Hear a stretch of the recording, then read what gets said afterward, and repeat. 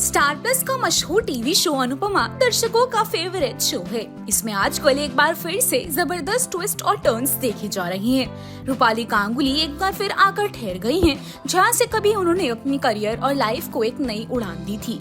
इसी बीच इस शो से जुड़े वो सितारे काफी चर्चा में आ गए हैं, जो कभी इस शो से खूब वाहवाही बटोरते थे। हालांकि वे अब इस शो को छोड़ चुके हैं। तो आज हम इन स्टोरी के जरिए बताएंगे कि वो कौन कौन से स्टार हैं जिन्होंने इस टॉप मोस्ट वांटेड शो को एक झटके में अलविदा कह दिया।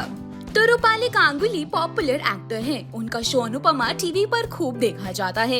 इस शो में पारस कलनावत ने अनुपमा की सेकंड बेटे समर का किरदार निभाया था, लेकिन उनके किरदार में ज्यादा बदलाव नहीं होने की वजह से उन्होंने इस शो को छोड़ना ही मुनासिब समझा। दूसरे नंबर पर आती है अनाघा भोसले।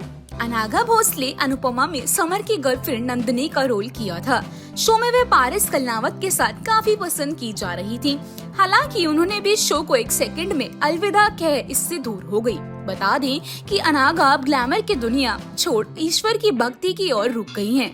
तीसरे नंबर पर आते हैं रुशाद राणा। रुशाद राणा शो में अनुपमा की सौतन काव्या के एक्स हस्बैंड अनिरुद्ध गांधी के रूप में देखे गए थे। हालांकि वनराज काव्या की शादी के बाद रुशाद राणा अब इस शो से गायब हैं। चौथे नंबर पर बात करते हैं अलमा हुसैन की। अनुपमा में अलमा हुसैन ने बरखा की बेटी सारा का रोल निभाया था। हालांकि उन्हें शो में कुछ खास अचीवमेंट हाथ नहीं लग रही थी, इसीलिए उन्होंने शो को छोड़कर दूसरे प्रोजेक्ट्स में हाथ आजमाने का फैसला किया। पांचवें नंबर पर आती है अनेरी वजानी। अनेरी वजानी ने अनुपमा अनुज कपाड़िया की बहन मालविका कपाड़िया बनकर एंट्री मारी थी। इस शो में उन्होंने जबरदस्त पॉपुलैरिटी हासिल की थी। हालांकि बाद में उनका रोल भी बिल्कुल किनारे कर दिया गया।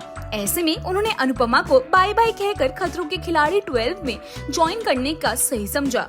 छठे नंबर पर बात करते हैं अपूर्व अग्निहोत्री की। अपूर्व अग्निहोत्री बेहद कम समय के लिए शो का हिस्सा बने थे।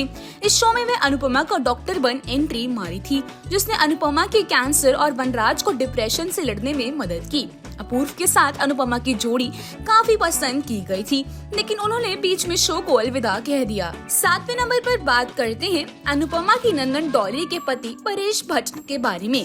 परेश भट्ट का रोल निभाने वाले संजय धमेचा भी इस शो को अलविदा कह चुके हैं। बता दें कि इस शो में संजय धमेचा काफी पसंद किए जाते थे।